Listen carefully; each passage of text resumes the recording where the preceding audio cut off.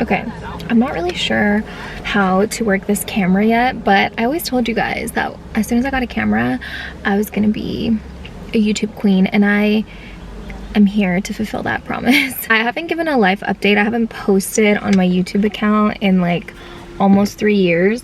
During COVID, I was on it a little bit, but obviously fell off, and I am just in a place where I feel like torn between wanting to share everything and wanting to share nothing at all. I just haven't really been as active as I used to be, and I think that that comes from, it's not really fear, it's just like self-preservation, you know, like I've wanted to kind of keep myself to myself, but at the same time I think there was a season where I was a little bit embarrassed of where I was at.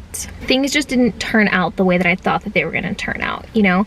For a large part of me living in LA, I had really wanted to focus on doing YouTube, becoming a makeup artist, being a content creator, like doing all of these different things, and I have done all of those things. Like I have done all of those things at one point or another. Like there was a season of like 6.5 months or so where I was just fully in the beauty industry, like doing makeup, doing lashes. I was doing body sculpting at the time, just doing a lot as a beauty industry worker. There was a season of my life where I was getting brand deals, I was getting paid to post content. There was also a season where I was doing e-com shoots. So like I've definitely made each part of these dreams that I've had come true to an extent, but I've never really fully committed myself to any of them because it always felt like something happened. Like right when I was starting to book more e-commerce shoots and getting paid for them, COVID happened, so all of that kind of stopped. And then I started getting some brand deals and lifestyle brand deals because we were all inside, we were posting a lot of content. When I went full throttle into Glow Better, I feel like I was just catching momentum, and then I went through a breakup and had to move and like get a job and all these things. So much has happened, and that really kind of derailed me. But where I'm at now, I'm in such a good place, and I don't think that you should wait till you're in a good place to do the things that you love to do. But what I was doing before was I was always just like chasing a dream, and I was wanting to make it happen because I felt like that's what I was supposed to do. I didn't want to give up, but I also didn't want it if it wasn't in the way that I saw it in my mind, you know.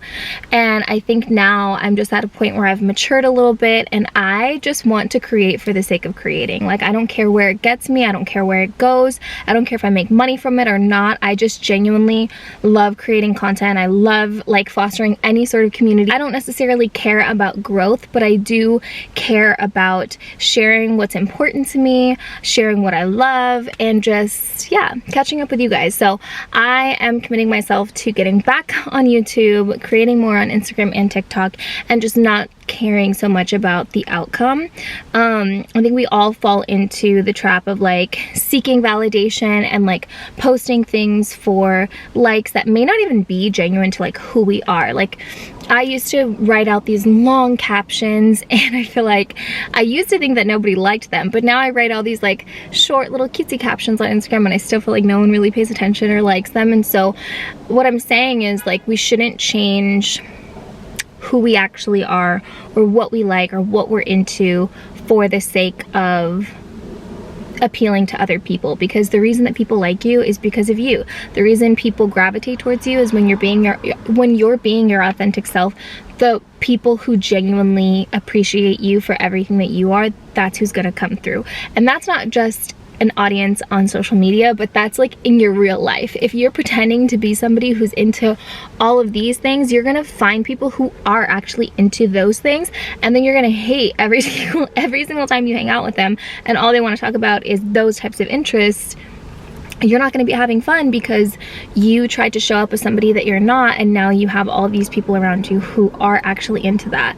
It's okay to just show up and be you and talk about the things that you're excited about. Even if you feel like nobody else likes them, then you're gonna repel those people, but you're also going to start to attract other people who are interested in the same things or who have the same values as you. I think there was a season of my life that I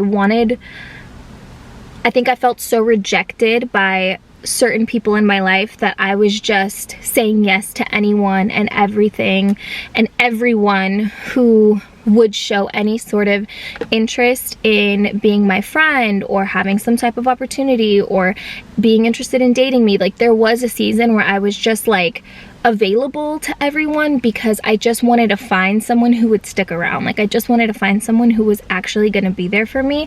And so I would kind of make myself a little bit of a chameleon to just find comfort, I guess. And this was years ago. This is not anything recent. This is years ago when I was in a phase of my life where I felt very just like broken and was just looking for was looking for validation, and I was looking for people to relate to. And now I'm like so far out of that season of my life that it breaks my heart and it pains me when I see people trying to do that with me, or if I'm around someone and I can kind of witness it and I observe it. It makes me so sad because you can tell when someone's not being themselves. You can tell when someone's not being genuine and true to who they are because they're just trying to get your approval or they're trying to get you to like them. And I refuse to do that anymore. Like, I don't know, I'm not in that place anymore.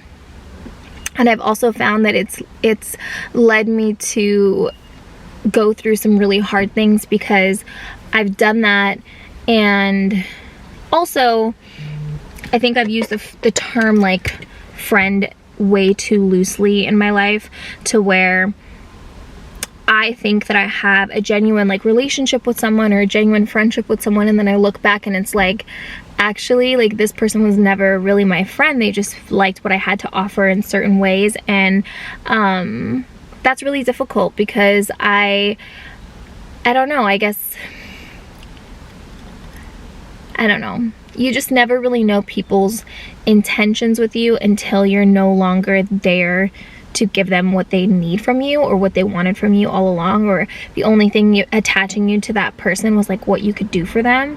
And so yeah, that's really rough to go through. And I think that if you're just more diligent about who you surround yourself with, and I'm not saying like you're better than anyone or anyone, like, I'm not talking about like the way that you view yourself and your standard of like who you are as a person. I'm talking about like finding like your genuine people. Like, all I'm saying is you will save yourself a lot of heartbreak, a lot of confusion if you just show up and be true to who you are, and if you take people at face value, like take people for who they are and what they are and appreciate them for that, but also, you know, treat them accordingly. Like, you can love them, you can like them, you can be kind, you can be nice, but you don't have to invite everyone to be right next to you all of the time. You don't have to invite people to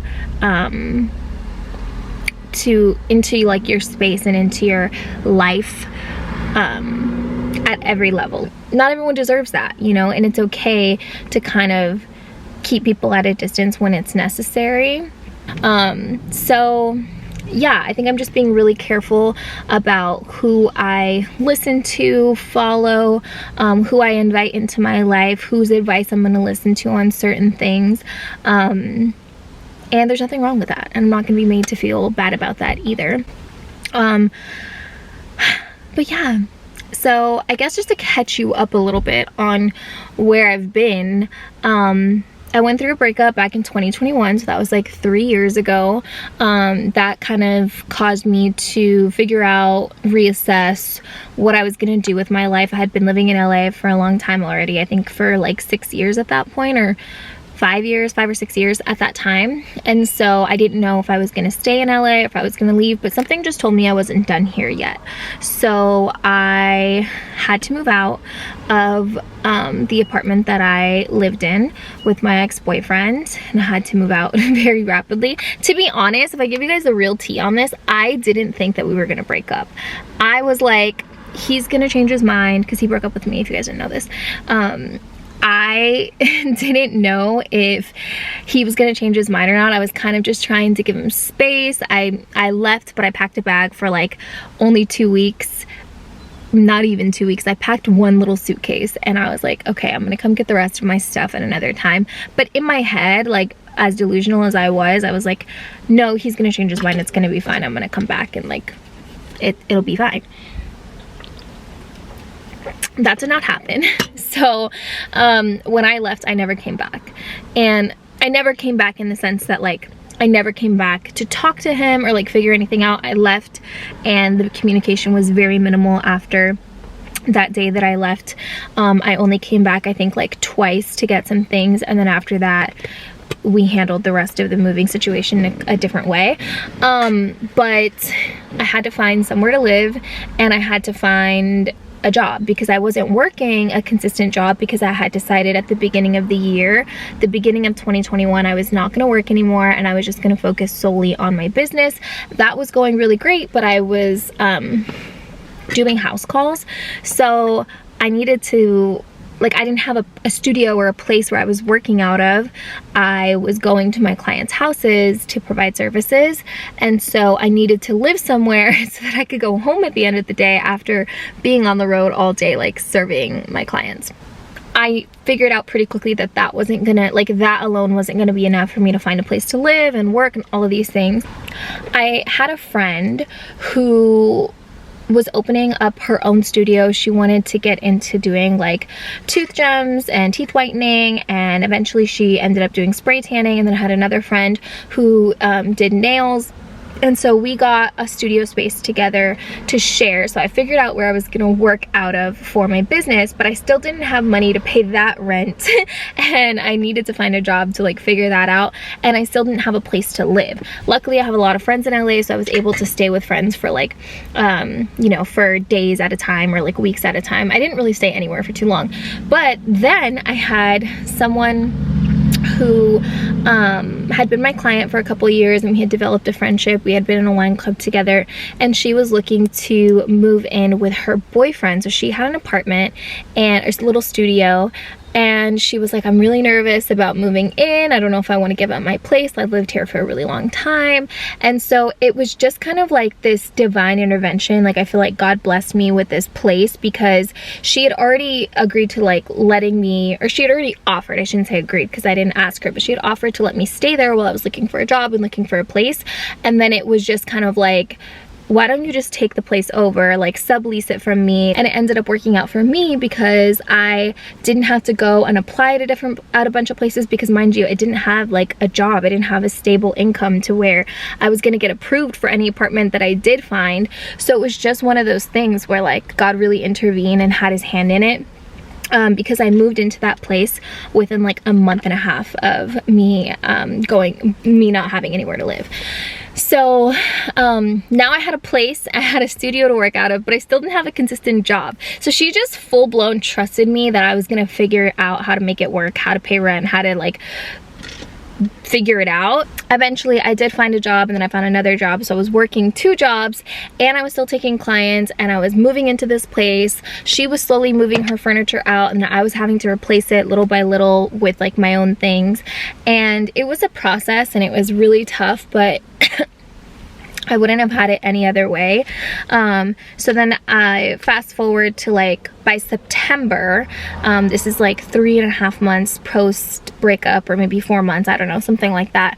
I now had 2 jobs, I had a studio to work out of, and I had a studio to live in. Like, I had a studio, meaning like a workplace that I took clients out of, and then my own place. And I was like, wow, so much has changed so fast. And it really just showed me that that was exactly what was supposed to be happening, because now I was making more money than I had made in a long time.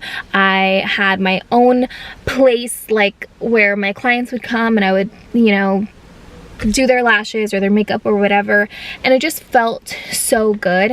But it was still a really hard time for me. I think I needed all of that to be going on. I needed the jobs. I needed like to have so many different projects going on, because I needed a little bit of a distraction from the reality of like what just happened. But it also helped me move through it a lot faster, and I felt really good. I ended the year in Cabo that year, and I just had a lot of my nephew was born that year. I had like a lot of really good things happening in my life. And then 2022, I quit one of my jobs because one of them was a serving job. So I stopped doing that. It was like I was not going to the gym. I wasn't like the healthiest. I was just kind of like tired all the time because I'd work till like 2 in the morning being a cocktail server. And so I quit that job, and I really dove all the way into my day job. And so I really kind of pulled back. I didn't have the studio space anymore either. I gave that up, and I kind of stopped really focusing on Glow Better because I wanted to put all of my efforts into my day job, which was in the social media industry. And I learned so much. I was like putting everything I had into that pretty much. I got promotion, and then I got another promotion, then I got another promotion, then I got a demotion, and then I eventually quit in summer 2023. So I worked there for almost 2 full years, and I learned so much. I really refined a lot of my skills. I met a lot of people. I learned a lot of great things. And I gave everything, and I made a lot of money doing it, but I just kind of lost a lot of myself. I was working all the time, and I had like 2 phones, and it was crazy, but it was fun, but it was crazy, and I just knew that I couldn't keep it up. So I wanted to pull back. I wanted to get back into doing makeup, back into doing lashes, back to modeling, back to doing all these things. Like I really wanted to focus more on myself, because I figured, you know, I can get a job anytime that's gonna be stable, that's gonna be consistent. But I felt like I'm only getting older. I still am not married. I don't have any kids. Like, this is a time for me to focus on anything that I want to do that's a little bit outside of the norm, anything that's going to take a grind, and which everything takes a grind, by the way. It doesn't matter what you're doing. If it's your job, if it's your business, if you're a content creator, it doesn't matter. Like, I have seen so many people in so many industries. I've worked with people, I've done it myself, who are trying to become successful in any way. Like, if you're trying to become successful at your 9-to-5 job, it's gonna take a grind. Like, you're gonna have to go the extra mile in whatever it is that you're doing. So you can't escape that. You can never escape the grind. But I knew that with anything in the creative world that I wanted to do, or the beauty world, I was gonna have to really give my all into it. So I left my job, decided to try like living a little bit of a slower paced life that gave me more time to focus on my creativity. So I ended up being a live-in nanny for a couple of months, and I loved that. I love kids, and so I love working with kids. I volunteer at my church in the nursery too, but it also became another thing where I was like, oh, I'm putting so much like energy and intention into this, me not being able to have the bandwidth to do both. So anybody who is a mom out there who works and is a mom and is able to be like present and still work on all of their stuff, like, kudos to you guys. You guys have the hardest jobs in the world. It was something that I just like, I'm not ready for at this time in my life, and I really wanted to shift back my focus into my own like personal goals, which is really hard to do simultaneously. So now I'm working again. I'm like full-time back into my career, and also getting back into Glow Better. So those are the 2 things that I'm just trying to balance now. I know it sounds like I've kind of went back and forth on things, but I have, and life is about trial and error, and it's about, you know, making mistakes and learning from them and shifting, like pivoting, figuring out what works, what doesn't work, taking stock, and really just holding yourself accountable and taking full responsibility for your own life, because there are always going to be people in your life who come and go. There are always going to be people's opinions. There's going to be people who offer you advice, people make promises, people who, you know, tell you one thing and do another, but you are the only one who is solely responsible for your life, your results, your goals, your ambitions, and you have to own that. You have to take it and you have to run with it. You're the only person that you can count on at the end of the day is yourself. And I don't mean that to say like, oh, don't have any friends, or don't, like, who you have around you is everything. Proximity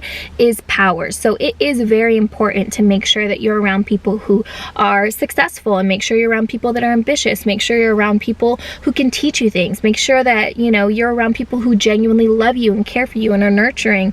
But at the end of the day, what I'm saying is that it's nobody's job to support you. It's nobody's job to hype you up. It's nobody's job to keep you accountable. It is only yours. You have to do what's right for you, no matter what anybody else thinks. Can't carry that burden. Like, you can't wear that on your shoulders. You have to really just make decisions that are right for you and move along. So that's kind of where I'm at right now. I'm working a lot. All I'm really doing every day is working out, making sure I hit my protein goal, making sure that I'm paying attention to my dog. Like, being a good dog mom is something that's super important to me, and something I feel like I was really lacking at while I was still at my last job, and then, you know, a couple months after. So I'm really doing much better at that as well. I feel really close to my dog right now.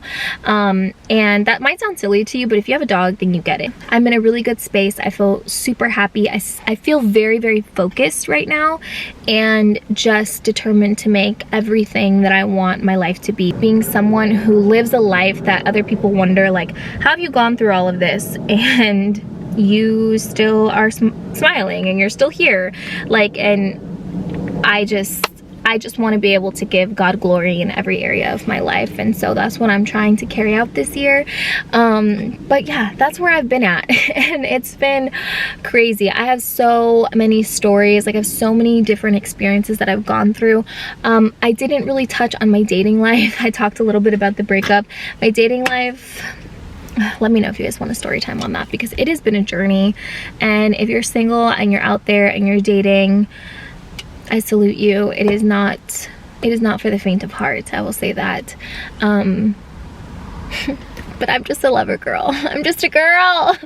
And that's all I'm gonna say, because if I say anything else, I'm gonna be saying too much and not too much. Maybe I might start a little broadcast channel on Instagram, so we can talk about things like that, because I have things to say and I have stories, but they're not for everyone.